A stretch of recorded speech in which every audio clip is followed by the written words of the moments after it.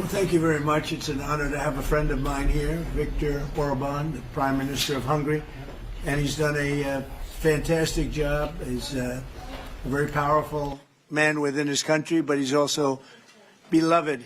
They love Viktor, and people that know him do. He's run a really great country, and he's got no crime, he's got no problems like some countries do, but probably has a couple of things that I don't know about, maybe that I don't want to know about. But he's a very special person. I've known him for a long time. We're going to be talking trade. We're going to be talking a little bit of Russia, Ukraine. We'll be talking about energy and energy prices. We have energy down to a pretty low point right now in the United States. We're drilling, drill baby drill, we call it. But energy costs are very low. Our general costs are very low. And I just saw that Walmart came out with a statement last night. They've done it for many years, that Thanksgiving this year will cost 25% less than Thanksgiving last year under Sleepy Joe Biden.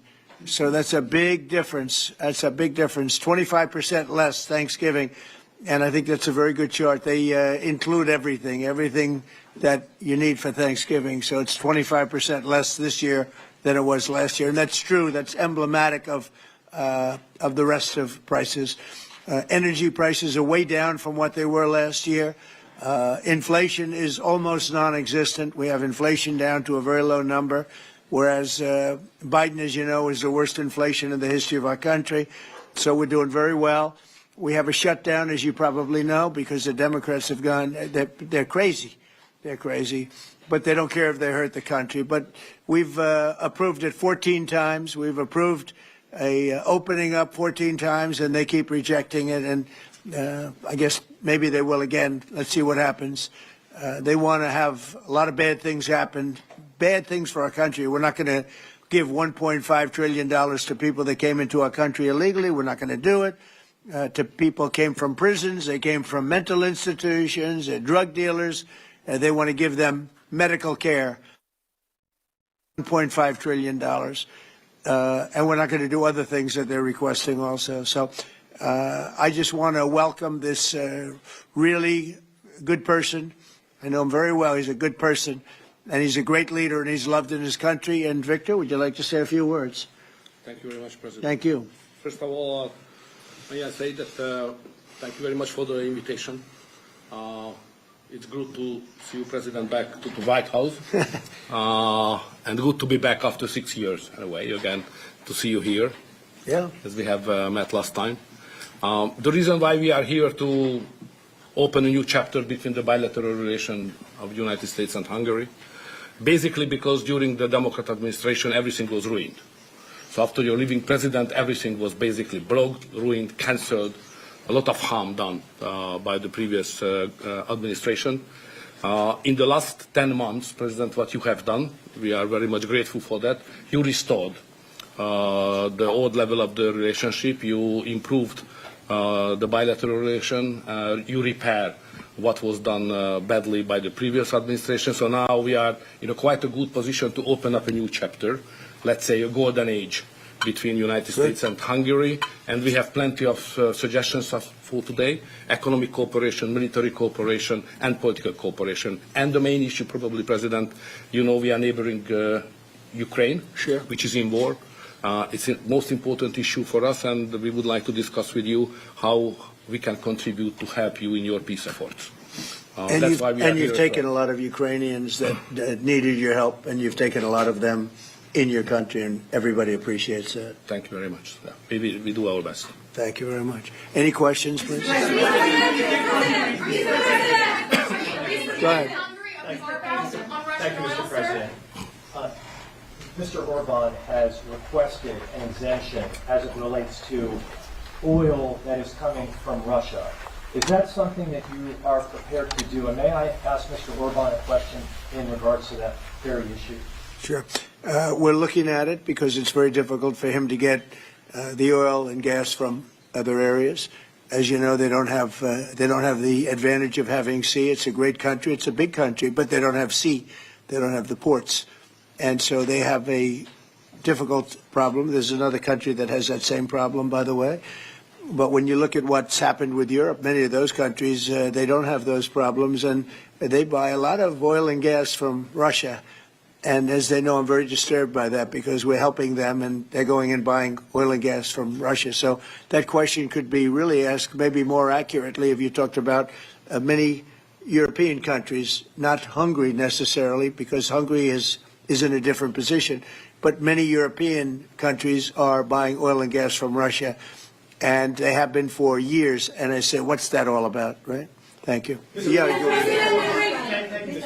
So that will be one of the issues for today, to explain clearly what would be the consequences for the Hungarian people and for the Hungarian economy not to get oil and gas from Russia, because we are supplied by pipelines. Pipeline is not an ideological or political issue, it's a physical reality, because we don't have port, exactly as the President explained to you. So we will negotiate on that point. It's vital for us anyway. Mr. Orban, there are two pipelines, as I understand it. There's a pipeline from Ukraine and there's a pipeline from Croatia.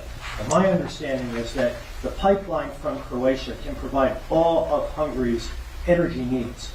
As a result, why would we need an exemption if that's the case? So when we discuss that issue, you should separate the gas and the oil. On the gas issue, which is very important for us, 90% of the Hungarian households based on heating system based on gas. So we have only one pipeline delivering gas to Hungary, which is the main pipeline, the Turkish one. What we got from Croatia is a very small volume supplementary gas pipeline. Okay, that's gas. Oil is another issue. So oil is coming from the Druzhba pipeline, which is the main supply, and that is a Croatian one, which is the secondary and supplementary pipeline. We would like to convince the Croatian government to enlarge it and make it possible to deliver more. Under these circumstances, it cannot be the main pipeline. It's just supplementary. But later on, with some big investments, it could serve better the interest of Hungary. Yes, please go ahead. Thank you. Many people see this mission not just as an encounter between two countries, but as the symbol of the strengthening of the new conservative world alliance. With a very better interpretation, and how do you see the future of Europe in the light of leaders like Viktor Orban stand up to Brussels bureaucracy and the globalist agenda? Are you from Hungary? Yes, I am. I figured. The fact is that he's a great leader, and he's respected all over, not necessarily liked by some of the leaders, but, you know, those leaders are proven to be wrong. If you look at his stance on immigration and other things, you know, if you look at Europe, they've made tremendous mistakes on immigration. It's really hurting them very badly. He has not made a mistake on immigration. So he's respected by everybody. He's liked by some. And I can tell you, I like and respect. I'm a double. I like and respect him. And that's the way Hungary is being led. They're being led properly. And that's why he's going to be very successful in his upcoming election. May I have a comment Please. on that? You know, language is important because the Anglo-Saxon terminology is different from the European one. So to use categories can create some misunderstanding. So I would like to be clear as much as we can. We are the only government in Europe which consider itself as a modern Christian government. All the other governments in Europe are basically liberal leftist governments. So we try to do something from 2010 which is different from what the others are doing, even at the philosophical level and at the level of practice as well, as just the President described it, like migration. So we are kind of a special island of difference in a liberal ocean in Europe. And we consider ourselves as a modern Christian government. That's the proper category to describe what we are doing. To both of you. We're talking, but we'll report on that later. Meetings with Putin. We were talking about that with Victor. He understands Putin and knows him very well. And I feel that, I mean, I'm going to let you say what you think, but I think that Victor feels we're going to get that war ended in the not too distant future. Victor, do you want to talk about that? Well, I'm strongly convinced. So the question is whether we Westerners are unified or not. The problem is that the President has huge peace efforts, which are just splendid and very positive for the European continent and all the peoples of Europe. But at the same time, we are not unified because Brussels and the Europeans have a different approach to the war.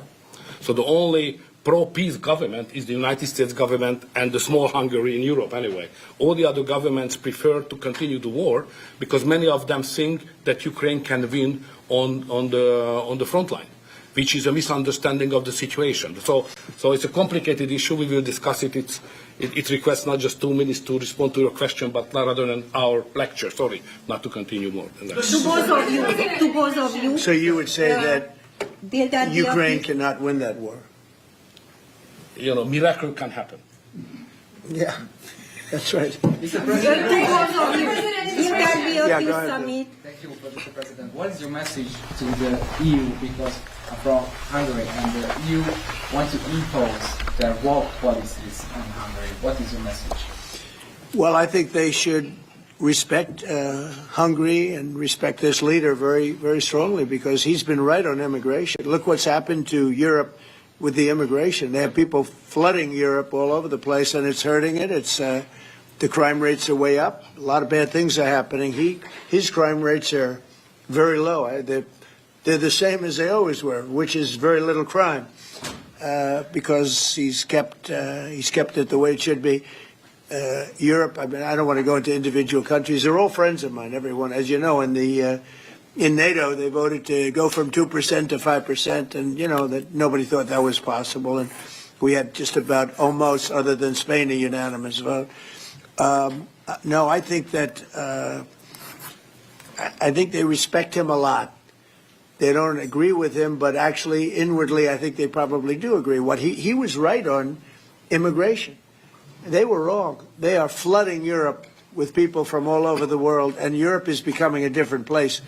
And I tell the leaders all the time, you better stop or you're not going to have Europe anymore. It's a very dangerous thing they're doing. May I have a reflection on that? So on migration issue, just for clarification, in Hungary, the number of illegal migration is like that, zero, because we have a crystal clear system. If somebody would like to come to Hungary, first he should ask for that. If we give the permission, they can step in. Nobody can step on the territory of Hungary without having a permission from the Hungarian authorities. This is the regulation, simple while working. What is the consequence of that? We are under sanctions, financial sanctions of European Union, because we don't let the illegal migrations to come to Hungary and to the European Union as well. So we have to pay, just to inform you, we have to pay every day €1 million as a punishment to the Brazilian budget, because we stop the migrants. This is the absurd world we are living now in Europe. To both of you. Go ahead, please. Bill? Yes, Thank go you ahead. so much. Thank you. I'd like to ask what do you think, what do you believe after this meeting? Can you have maybe, or the European Union will have another opinion about, just because of this penalty, another opinion about Hungary because of the immigration and because of this kind of politics, which is not that strictly as the European Union directs. What do you believe? Yeah, where are you from? I'm from Hungary. Okay. I do have that conversation with them, and I respect and like them. You know, they're all friends of mine. I think pretty much every single leader in Europe is a friend of mine. We get along really well. They've done everything I've asked them to do with NATO, etc. The only thing they continue to do is buy oil from Russia. That's not too good. But I told them they should respect this man. They can also learn from Victor. Victor has had a very hard stance on, more than anything else, immigration or even illegal immigration. He literally has accepted no one over the years. Think of how much greater these countries would be if they didn't have the tremendous crime that has come in with the immigration. People just flowing into Europe. They've got to stop it. And not only stop it, they have to reverse it. They have to get them out. We've done that here. We have 0 people coming in now. The borders are closed. We take people, but we take them legally. But we've done it very strongly, and we're moving hundreds of thousands, millions of people out. We had, of the 20 million people, 25 million, nobody knows even what the number is. They never knew. Biden had no idea. He had no idea. I don't believe he had any idea what was happening, because he wasn't about open borders. but we had open borders, and we had millions of people come in, and they were coming in from jails.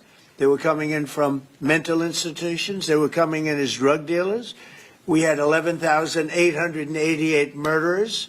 Half of them committed more than one murder. We're getting them all out. We're getting them out.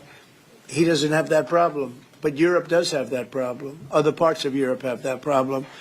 So, I tell them all the time, I stick up for Viktor Orban. Not a lot of people do because in many cases they're jealous. They wish they did what he did. They would have no problems if they did what he did.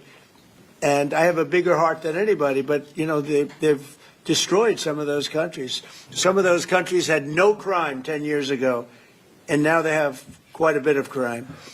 And I would say that I don't know anything about your crime levels, but I would imagine they're very low. Down. Huh? Very Not down. too high, right? No, it's very down. One of the best in Europe. I had a feeling. Sorry, may I have one remark? Sure, please. No. Just a clarification as well.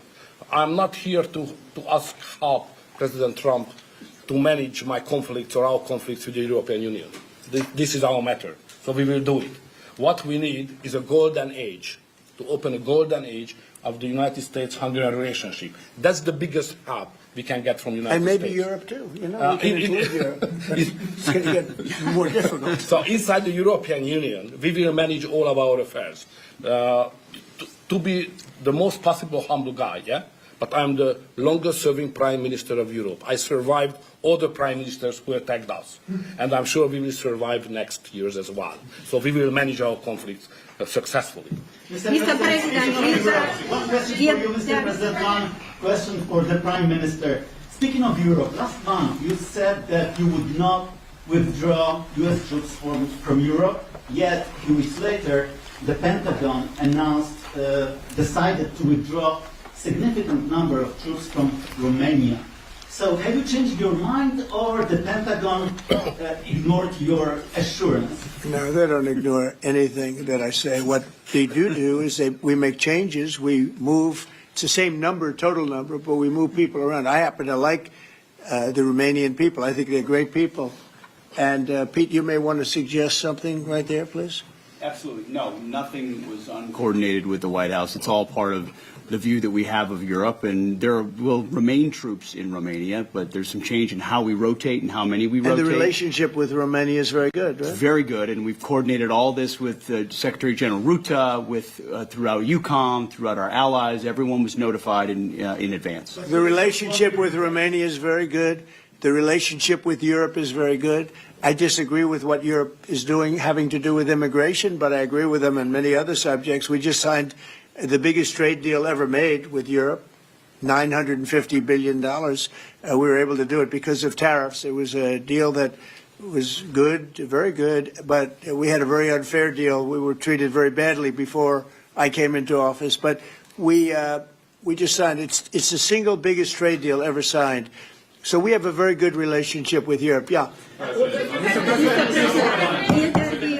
What is the main dispute with the Russians which prevent the Budapest summit with Putin from the basic dispute is they just don't want to stop yet.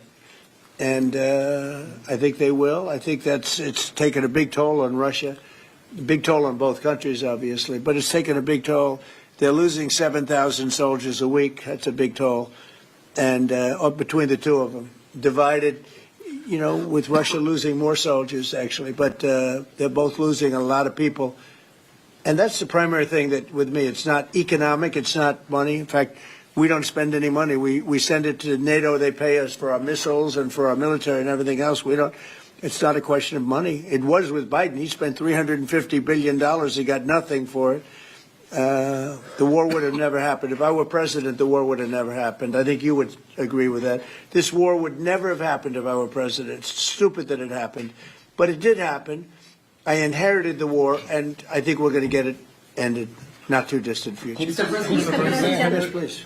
So no question that if that time the name of the United States president would have been Donald Trump, there would be no war between Ukraine and Russia. That's clear. But what we are speaking about here is more than that, because without the pressure coming from the United States government, I'm speaking 2022, the Europeans would not take that hard line what they have today on the war. Remember that big countries of Europe rejected to be involved more than just sending some, humanitarian issues. So the pressure coming from the United States to be more pro-war in Europe. So that's the fact of the history anyway. So we have to restore something which was ruined and created from here, and that's the reason why I understand absolutely the devotion of the president now to do everything to stop the war, because that would be not that deep without the previous government pressure from here. So the reason why I'm here to be as much as helpful I can to contribute to the peace efforts of the president, because that was an enormous mistake what we have done, the Western world, several years ago, and we have to stop it, and it's common responsibility. Biden actually pushed for that war to happen. Okay, if you can believe it. Nobody can believe it, but it's one of those things. And now look what happened. Look what's happened to Ukraine. It's a much smaller country. A lot of people are dead. You take a look at it's a whole different world over there, and Russia has not been helped very much by that war either. They lost a tremendous number of soldiers and people. And, look, that war should have been a 1 week war. I don't know why it's taken. This is 4 years. Should have been 1 week. Should have been over with, but it would have never started. Should have never started. And I would have solved the problem without giving up anything. Ukraine would have remained as is. So there were tremendous mistakes long before I got there. I inherited that mess, so we're getting it solved, along with the 8 wars that we've already ended. Mr.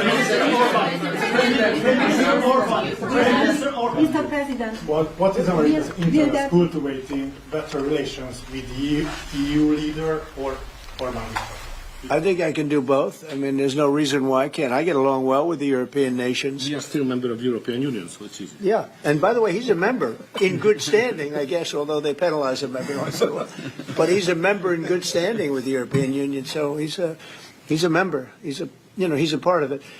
But I get along great with him. I get along very well with them. I agree with him on immigration much more than I agree with them. But I agree with, a lot of the things in Europe he also agrees with.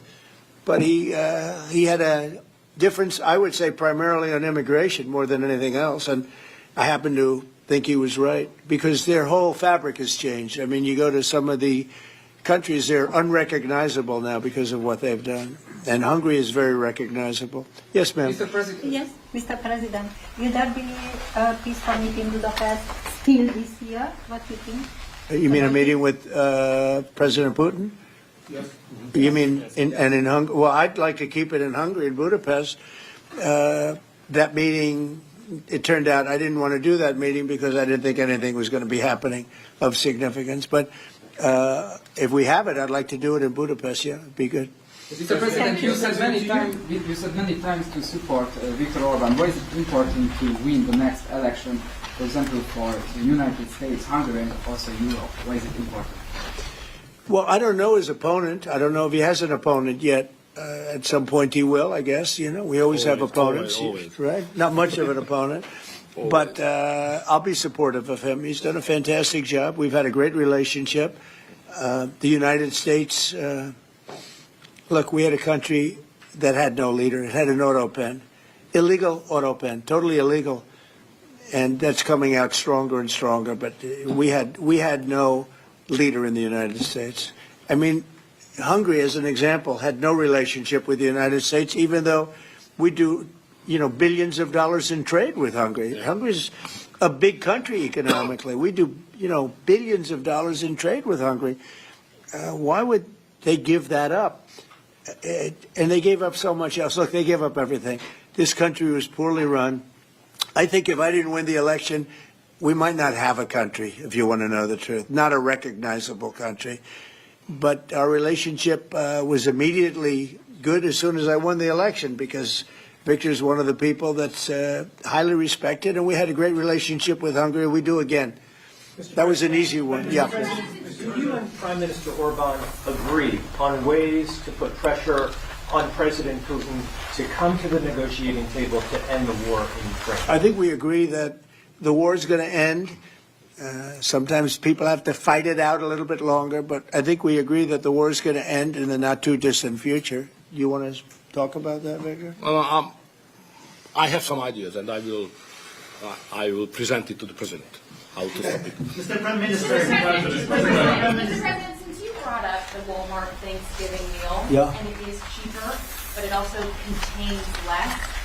As a portability, Well, I haven't heard that. You're telling me. Who are you with? Who are you with? I'm NBC News, sir. Fake news. NBC. You're fake news. What a NBC's gone down the tubes along with most of the rest of them. If I ask, why do you think there's such a disconnect between the economy that you're describing day to day and the way many Americans say are feeling and they're concerned about? Well, they feel better about our country right now, other than the shutdown, obviously, which is caused by the Democrats, could be ended by the Democrats in 2 minutes. They feel much better. We have more jobs. We just set a record on jobs. You do know that. We have more investment in our country than any country in history. We're over $18 trillion as of this moment, and we're going to be maybe at 20 or 21 trillion by the time I finish up my first year. And there's been no country, China, no country in the world that's done anywhere even close to that number. Your friend Biden, as an example, in 4 years was less than $1 trillion. We'll be at 21 trillion in 1 year.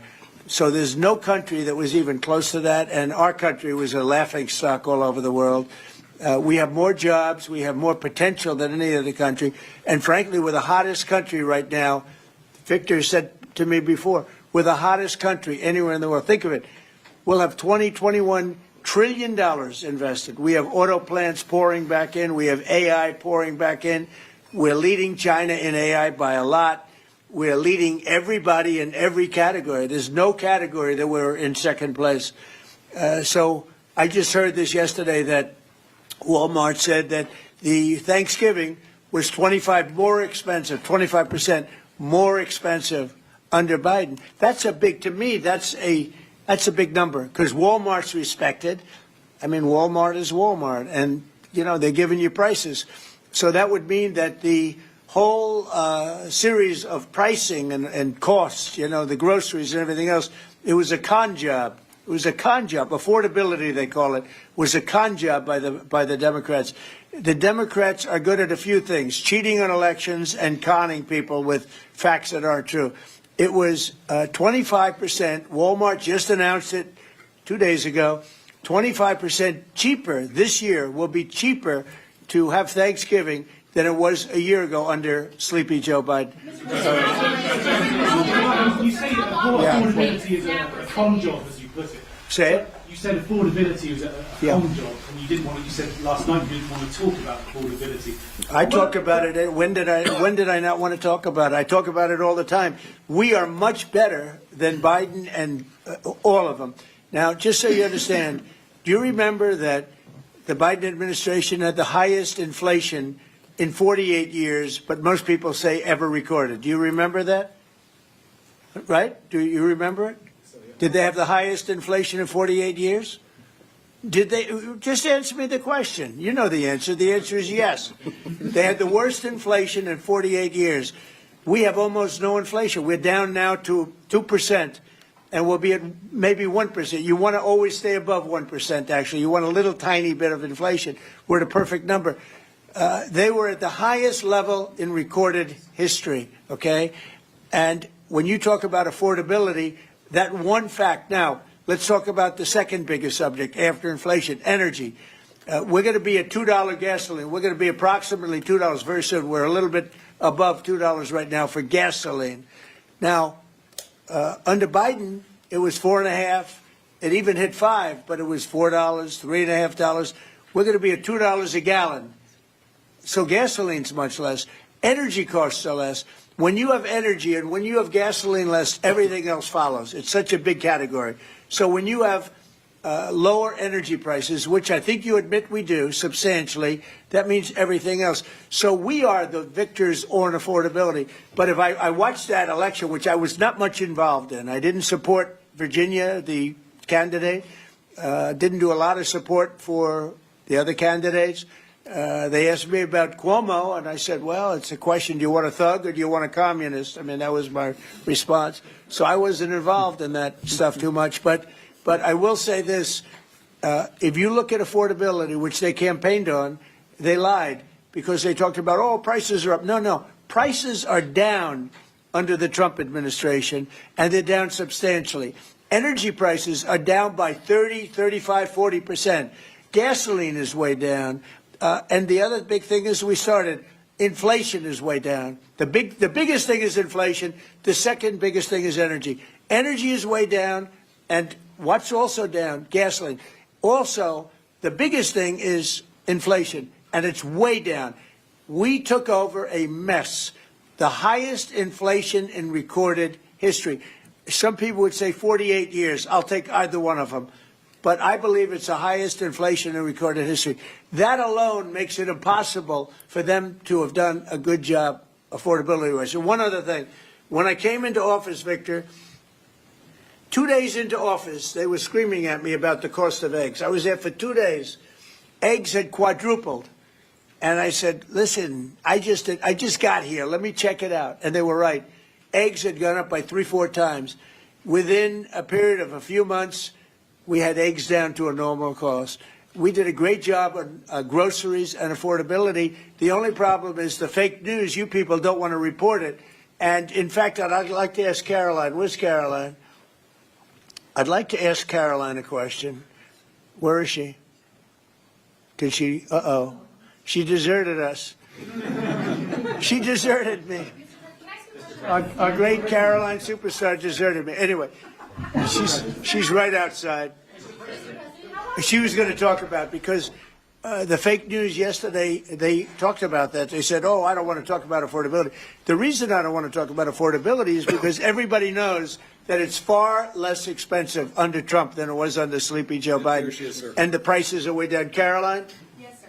Could you discuss that question that was asked, and how it was asked in such a fake, disgusting manner by the fake news? Yeah, and I just saw it asked again here, and it's very unfortunate that the reporters in this room refused to address, sir, what you just said, which is that you inherited the worst inflation crisis in modern American history, and you are fixing it in 10 short months. And your entire administration has been tasked with this effort, from Treasury Department to Agriculture Department to the National Economic Council right here at the White House. They are slashing regulation. He signed the largest middle-class tax cut in 6 months. In 6 months, in record time, putting more money back into people's pockets. So affordability is what the American people elected this president to do, and he is doing it, and you guys refuse to cover it. And you refuse to cover that the previous administration created the worst unaffordability crisis in American history. And I've been watching the TV all day saying that he doesn't want to talk about affordability. That's what he's working on every day. And That's what I'm talking about right now. But you know why they refuse to cover it? Can I get Because her they're for fake someone? news. That's why. Go Can I ahead. get her someone? Sure. Caroline, the Prime Minister would like you to work for him in Hungary. Please consider. You know what? That's a very good decision you just made. Please don't leave us, Caroline. Yeah, please. You spoke to Republican senators. They do not seem interested right now in getting rid of this filibuster. That's too bad. They're making a big mistake. That's right. No, but they're coming my way. You're right. Wait a minute. The way to do it for the Republicans is to terminate the filibuster. They call it the nuclear option. This is the second form of nuclear. Very good. Very good. This is a good form. This is not a bad form. I would have been in favor of that a long time ago. But you know the Democrats are going to do that. And most of you will admit the Democrats are going to do that. So why aren't we doing it? And I think only a foolish person would be against that, especially when you realize that these are crazed people. These people are absolutely crazed, Trump derangement syndrome, whatever it may be. And I am totally in favor of terminating the filibuster. And we would be back to work within 10 minutes after that vote took place, and lots of other good things would happen. And it doesn't make any sense that a Republican would not want to do that. If they're not going to do that, then it seems like you'd have to make a deal with Democrats to end the shutdown. Here's some of the things that we'd pass if we terminated the filibuster. Voter ID, no mail-in voting, no cash bail, no men and women's sports, no welfare for illegals. You could go on and on. This is 2 pages of things we'd do if you did that. Without it, I don't know that you passed anything, because you can't deal with them. They're really irrational. They really are. But I was happy to see that a tremendous liability to this country. A woman that made herself rich in this country, Nancy Pelosi, has quit, and she'll be out of here pretty soon. And that I consider that to be a great asset for America, getting her out. Yeah, please go. Are you ruling out the deal with Democrats? You're not interested in the I don't know. We'll see what they have. I mean, we'll see. But they're very destructive for the country. NBC, fake news. I'm not taking you. Go ahead. Mr. President, are you worried about it backfiring in the future on Republicans? Should they get rid of the filibuster and then down the road? Well, normally I would say, well, a little bit. But the reason that I'm not is because if they ever took over power, they'll do it. Look, Joe Manchin and Sinema are two people that are no longer in politics because of this issue. They were opposed to what the Democrats wanted to do. They wanted to terminate the filibuster. They were opposed to it. They're no longer in politics. They're gone. The Democrats will do this. So if the Democrats are going to do it, I'm saying Republicans should do it before they get a chance. It's very simple. And if we do it, we will never lose the midterms, and we will never lose the general election, because we will have produced so many different things for our people, for the country, that it would be impossible to lose an election. AI bubble. Are you worried about an AI bubble? No, I love AI. I think it's going to be very helpful. So many things are happening with it, and in addition to which, we're leading China, we're leading the world in AI. We're building massive electric plants that the companies themselves are building for their plant. I've given them the right, because we need so much electricity for that. Just the word is electricity, believe it or not. Double the electricity that we currently have in the country for just the AI plants. And I've allowed those companies to rebuild and build electric plants along with their facility. We're getting approvals done in less than a month, sometimes in 2 weeks, for massive, beautiful, massive buildings. And no, I'm totally in favor of it. I think it's really going to be the wave of the future, and we're leading the world. We're leading everybody by a lot. How long do you think the shutdown will last? Mr. Orban, President, how long do you think the shutdown will last? I don't know. It's up to the Democrats. The Republicans have voted 14 times to open up the country, and the Democrats have voted 14 times to hurt the country, really. They should approve it, but they might not. That's why I like the fact that we terminate the filibuster. If we terminate the filibuster, the country will be open within 10 minutes after that termination, because we'll take a second vote, which is the opening of the country, and the Republicans will vote to open the country. That's one of the reasons, not the major reason, by the way. I think it's less important than the other things that we get. But if we terminate the filibuster, the second vote that we will take will be to open up the country. It'll take 10 minutes, and the country will be open. Is there any room for bipartisanship? Because it seems like that's the main purpose of the filibuster, is to create some sort of compromise. So Well, it didn't work, obviously. So You're right. That was the purpose of the filibuster, bipartisanship, but that didn't work. So are you saying the next 3 years in Washington there shouldn't be? Well, no. If the filibuster is terminated, we will have the most productive 3 years in the history of our country. If the filibuster is not terminated, then we will be in a slog with the Democrats, and very little for either party will be done. So it's a good thing. Thank you very much, everybody. Thank you very much.